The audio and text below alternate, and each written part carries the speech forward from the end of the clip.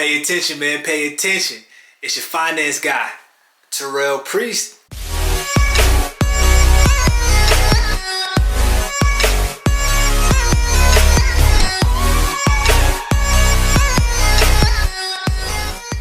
First and foremost, let's thank God for another day. I just ask that you please like, share, subscribe to the channel. This helps grow the platform so we can reach and help more people and get the eyes of some of these experts so they can come on the show and help us out. On today's episode, we're going to be going over side businesses that we can get started at our job. Alright, let's get to it. For the first play, I want to piggyback off of last week, episode 11, when we was talking about investing in real estate, getting those rental properties, and getting that cash flow. Another way that we can increase that cash flow and scale a business is going to be Airbnb. Alright, if you're not working, you can go into this thing full time and make lots of money. This episode is going to be for my guys that are working, got these W-2 jobs, and you want to make extra money on the side. If you don't know what Airbnb is, it's basically renting out your space like a hotel, right? Short lease. You're putting your property up on the Airbnb website, and people are traveling and doing whatever they're doing, and they're booking your space, and you're getting paid for it. Right. Airbnb is very lucrative, right? When you're renting your properties out, you're probably getting $600 to $800 a month in cash flow. With the Airbnb strategy, you'll be getting close to more to that 25 to $3,000 and up. So with an Airbnb, you're gonna need to have it managed, or you're gonna need to manage it. All right, us with W-2 jobs, we probably don't have that time to manage the property, right? Well, we do have the property because we've been investing in real estate and doing what we need to do. What we need to do so we can make money while we're at work, we need to go onto your Airbnb website and find one of those super hosts. All right, so the big thing about Airbnb or selling anything in life, right, is when somebody Googles or pulls up the website, your product or your home is on that first page. All right, and usually when you go to Airbnb, the super host, it always has like a super host sign up there for you, and those are going to be your first couple of properties, and those are the properties that get booked the most. All right, so you want to have your property on that first page, and you want to have that super host sign on there, right? The way you get that super host sign is to have a lot of completed appointments or completed stays, great reviews, and things of that sort. So us being new to Airbnb, we're automatically not going to get that super host symbol. But what you can do and what you can strategize and do is go on there, click on one of those super host symbols or the super host properties, and contact the manager. Contact the person that's hosting the property and say, hey, my name is so-and-so. I have a property that I would like to put on Airbnb. I work. I don't have the time to manage it. Would you like to manage my property for me? And I'll give you the 10 to 20% of the profit. All right. Easy, simple. These super hosts already have successfully ran Airbnbs.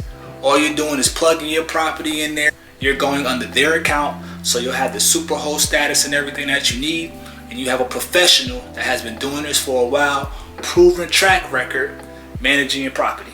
All right, while we're at work doing our 9 to 5 or 10 to 10 or whatever you're working, and you're just generating income while you're at work. So what if you don't own any property?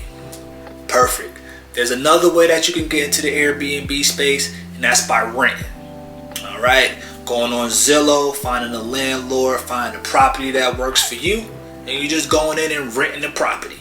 All right, rent's $800, $1,000, $1,200. Me personally, I would be upfront with the landlord, let them know what you plan on doing. Some landlords do frown upon the Airbnb space because of parties and things of that sort.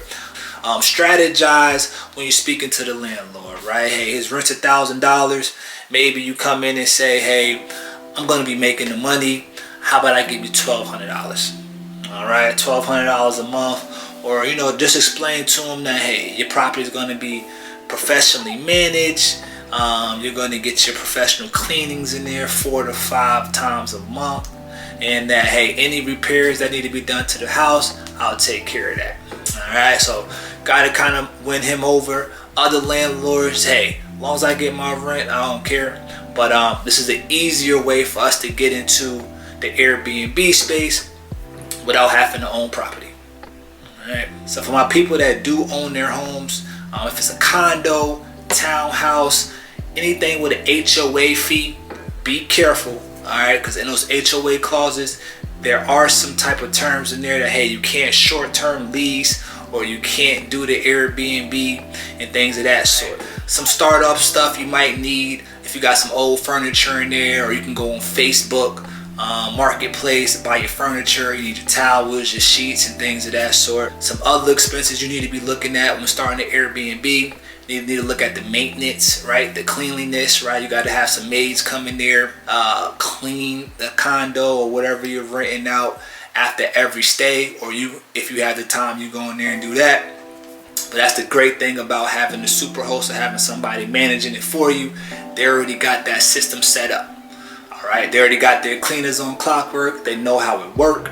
They'll tell you what they need, and all you need to do as a W-2 employee, man, is go to work and grab this man whatever he needs. I started the Airbnb process when I was in Fayetteville, North Carolina. I had my condo. I was moving out of it, and the opportunity presented itself. I happened to be working with a young lady whose boyfriend quit the military, went into real estate full time. Man, he had 6 or 7 Airbnbs. He was a 6-figure earner, real professional dude, man. And she put us in contact with each other. He told me what I need to go buy. I went and bought it, had my furniture and everything in there, man. Put my house under his account. He's super host. First day he put my property up on Airbnb, man. It was booked for 2 weeks. Alright. So with that property though, right, I tell everybody with those HOA fees and things of that sort to be on the lookout. I had some nosy neighbors. They was hating on me. I had mad traffic coming through there, man, making some great money that first month. And I got a nasty email from the HOA committee that we're not allowed to Airbnb out there and things of that sort. So I had to shut that down and put a renter in there. But for that month that I had that Airbnb in Fayetteville, man, it was lovely. So I tell everybody, and I recommend the Airbnb strategy every time. All right. So for another play that we can deploy and earn some extra income while we're at work is going to be the e-commerce space. All right. So selling stuff on the internet. All right. So if you're paying attention, Amazon's the biggest company in the world right now. Jeff Bezos is the richest man in the world right now. He's using his platform so people can sell stuff on his platform. All right. So selling on the internet. Alright, so if you're not working, you can go in there, pick out your products and do what you need to do, place them on Amazon and go forth. For my W-2 people that are working, we don't have the time to manage a store, don't have the time to pick out the products, ship the products and do all that great stuff. We can hire people to do it for us. Alright, so I'm just going to use the Amazon example.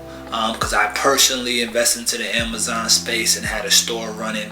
But you can do it with the eBay, you can do it with Shopify, all type of platforms, okay? But we need to be getting on the internet and selling stuff. Alright? So just from my experience, guys, if you are looking to get into the Amazon space, you definitely want to go the FBA shipping route. Just sending out your packages and everything to Amazon, letting them do all the customer service, shipping, receiving returns, and all that good stuff for you. Because if you're doing all that packaging and things of that sort, your store can get shut down and you can lose a lot of money. So as far as how I got into the Amazon space, I was being lazy. I didn't feel like doing anything. I just wanted to set up my store and have somebody else running for me full tilt. All right, I had to pay a hefty little investment. It was $25,000 to get my store running, but I made a killing off that store, and I was able to make my money back tenfold. All right. So I know you see it when you're scrolling all these automated Amazon businesses and things of that sort. I got into it early. It might be a little bit more now and things of that sort. So for my people that's working, W-2 guys, and you do have that kind of capital, it can be a great investment for you. But those stores are kind of hit and miss. All right. Me personally, if I was to do it all over again, I would definitely do it all over again because of the results. But I wouldn't be that hands off on anything I have my money in again. Right, I would definitely learn from that experience. Because when things go south or things get a little rocky, it's only your money in jeopardy. And the people that's running the store for you, that you paid all this money out to, or they ran your credit card up and things of that sort, once the store gets a little shaky or things go south, they're not going to be as urgent to fix the problem as you are, right? Which forced me out of the business. Alrighty, had a great month. COVID hit, everything was going great. I think my credit card bill ran up to like $100,000. Alright, because we were selling all of these products, and I had all this money waiting on me from Amazon. Amazon pays out every 2 weeks, right? We wasn't using FBA shipping, right? So we was doing all our shipping and everything like that. And out of my power, because my store is 100% automated, my guys were missing the tracking numbers, delivering the wrong packages, right? And it wasn't a lot. So say we delivered 1,000 packages, right?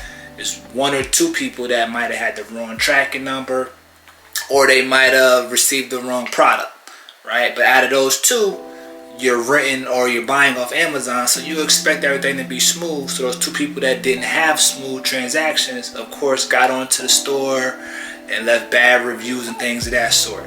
That hurts your health. Alright, when you go into these Amazon stores, you're graded. You got to make sure all your tracking numbers are right, people are getting their products on time and things of that sort. You don't have too many reviews. If your health gets bad, they'll stop your store. And when they stop your store, you don't get paid out from Amazon. Alright, so if you have $100,000 ran up on your credit card from buying products all month, and you're waiting on $160 to come back in sales, right? You take $100,000 of that, pay your credit card bill off. You got to pay all your VAs and taxes and things of that sort. But if you never get your $160 or never get the payouts from Amazon, you're stuck with a $100,000 credit card bill, right? That can get scary. Trust me.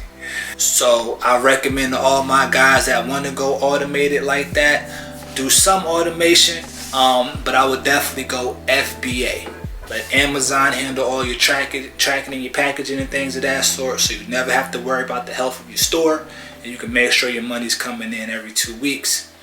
For my people that don't have the capital to get a fully automated store while we're at work, you could do the partial as well. You can hire your own VAs. They got VA websites, and when I say VAs, virtual assistants, Filipinos in Haiti, things of that sort. They're like $2.75 an hour, $3 an hour. You can quick training course on, what you looking for in your packages and things of that sort, how to run the store, what you need done, and you can have them running your store for you, doing the packaging, making sure you're doing the FBA, make sure they're finding the correct products for you, listing them on your store, and doing all that for you while you're at work. And that's going to be a lower cost to you. All right, but e-commerce, selling things online, especially Amazon, while you're at work, create some great capital for you on the side. So last but not least, it's going to be your third play, and that's going to be what we talked about before, and that's going to be what you like to do or what you enjoy doing, right? So that's going to be my ladies that like doing hair, fellas that like cutting hair, ladies doing the eyebrows, nails, things of that sort. Fellas, any other skills that we got outside of work. Me is going to be life insurance, all right? So the biggest thing with this is going to be your time commitment and your discipline, all right? I always say it. If you're going to go give somebody else 8 to 10 hours a day, you got 2 hours to build wealth for your last name, all right? So with this play, it's going to all be about discipline, all right? I don't want no excuses. I work 10 to 12 hours a day on my days off, and after and before work, I find time to do what I need to do to make money for myself outside of work. All right, so we got to get our schedules down, and we got to commit to times. All right, so for me, I'm waking up 5:30, 6 o'clock every morning. Right, I'm going to work out. I got my audio book playing or some type of motivational thing going on in the morning, and I'm planning my day out while I'm working out. Alright, getting in, doing what I gotta do. With me, with the life insurance, I'm getting my leads, calling my customers, doing what I need to do there. When I get off of work, I'm setting up times with them to where we can get on Zooms, or I can go over their application with them and things of that sort. No excuses. find time to do things that you like to do, and that's going to help you and your last name. All right, do not give somebody else 8-10 hours of your life and then be too exhausted to work on what makes you happy and what makes you more money. So scheduling, planning out your day, time commitment, and staying disciplined in that is what's going to turn you into that monster. Okay, you're going to be able to go to work. This is what you're doing after work, or this is what you're doing before work.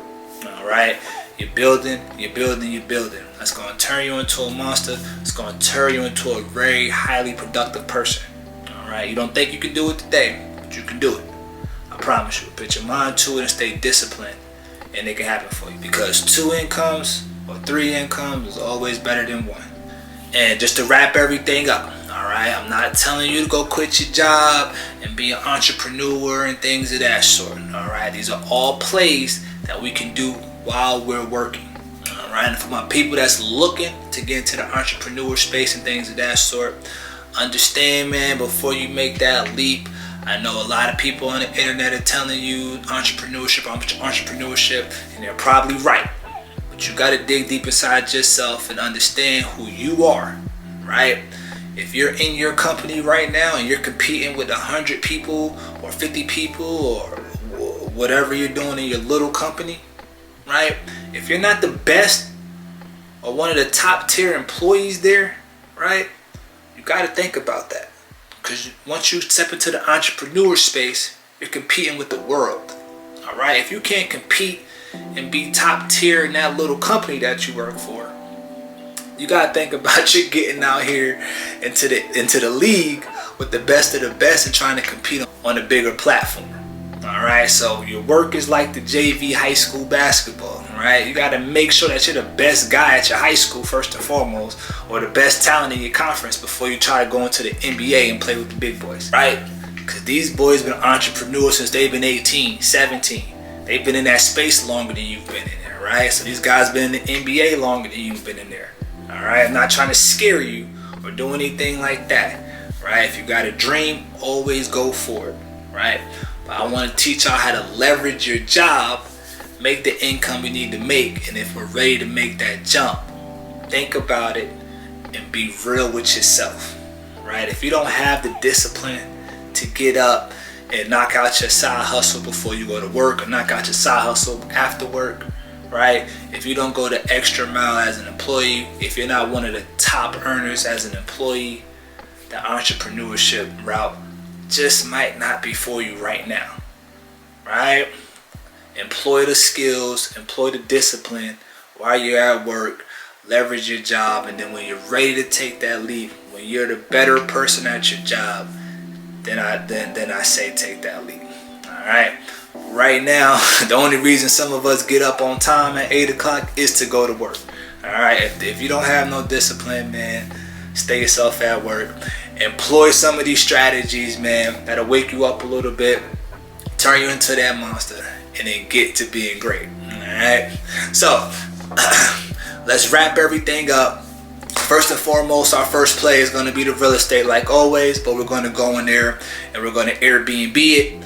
Us that have the W-2 jobs, we're working hard all day, we don't really have time to manage the property. We're going on the Airbnb app or the Airbnb website, finding the superhost, hitting them up, asking him does he want to manage one of our properties, and we'll pay him a 10 to 20% profit on that. All right. Second is going to be our e-commerce business. We're going to deploy. They have the automated systems for us. If we don't have the capital for the automated systems, we can always hire VAs ourselves out of the Filipinos or Haiti, pay them $3.75 an hour or $3 an hour, 40 hours a week, have a short week or two training with them, letting them know how you want your store ran and how you want things to be done, and then going from there. All right. And then last but not least, we got our side hustle, the thing that we're passionate about, what we like to do, and we're earning income doing that. But we have to stay disciplined with our time management so we can make sure we're committing to being productive when we are doing our passions and we're making money. All right. So that's going to wrap it up for us this week. Guys, if you need any life insurance policies or you're looking at any IUL investment techniques, man, I'm your guy. Just hit me up. I can get those written out for you. I just ask that you please like, share, and subscribe to the channel. It helps build the platform so we can reach and help more people and get the eyes of some of these experts so they can come on the show and help us out. And remember, a worker without a plan is just a slave. See you guys next week.